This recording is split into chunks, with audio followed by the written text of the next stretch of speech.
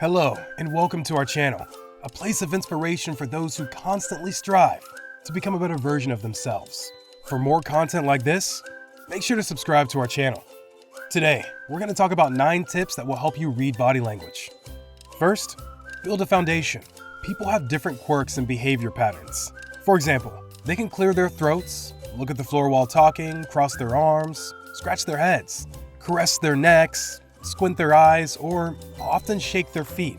In the beginning, we may not even notice that others are doing this. If we do, we won't pay much attention to it. People exhibit these behaviors for different reasons. These can only be attitudes, but sometimes the same actions can be indicative of deception, anger, or irritability. Creating a mental basis for the normal behavior of others will help you. Second, search for deviations. Note the discrepancies between the foundation you create and the person's words and movements.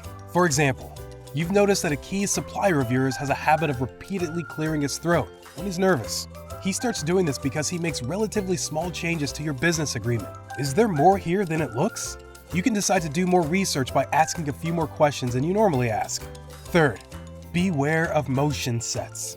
A gesture or word alone doesn't necessarily mean anything, but notice when a few behavioral deviations come together. For example, your supplier may not only clear his throat, but also does that head scratching thing, and he keeps riding his feet. Proceed carefully. 4. Compare. Okay, you've noticed that someone is acting a little differently than usual. Take your observation to the next level to see if and when this person repeats the same behavior as others in your group. Continue to observe the person as they interact with others in the room. Does a person's expression change? How's his posture and body language? 5. Look in the mirror.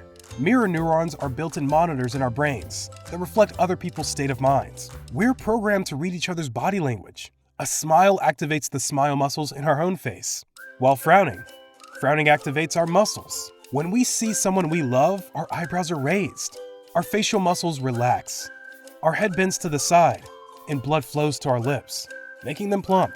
If your partner does not respond to this behavior, this person may be sending you a clear message. He does not like you or is not happy with something you are doing. 6. Identify strong voice. The most powerful person is not always the one sitting at the head of the table. Confident people have strong voices. Around a conference room table, the person who is the most confident is likely to be the strongest. Broad posture, strong voice, and a huge smile. Don't confuse loud for strong though. If you're offering an idea to a group, it's easy to turn your attention to the team.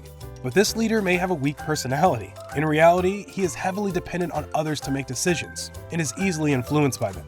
Identify the strong voice, and your chances of success will increase significantly. 7.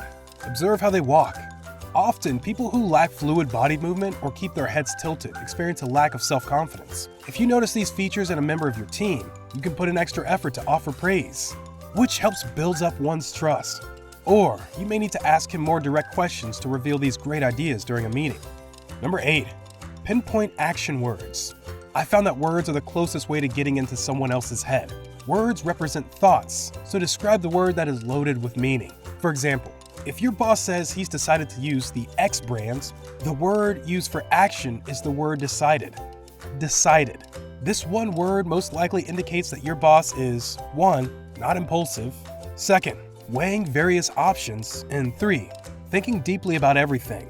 Action words give insight into how a person thinks. And lastly, 9. Search for personality tips.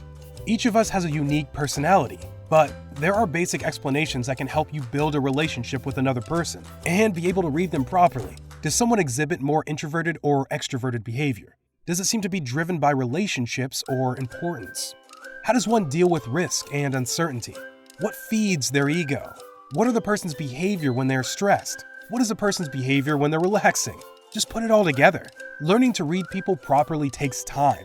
And of course, every rule has its exceptions. But keeping these principles in mind as you develop your powers of observation will greatly increase your ability to read others' behavior, understand their thoughts, and communicate effectively. Thanks for watching.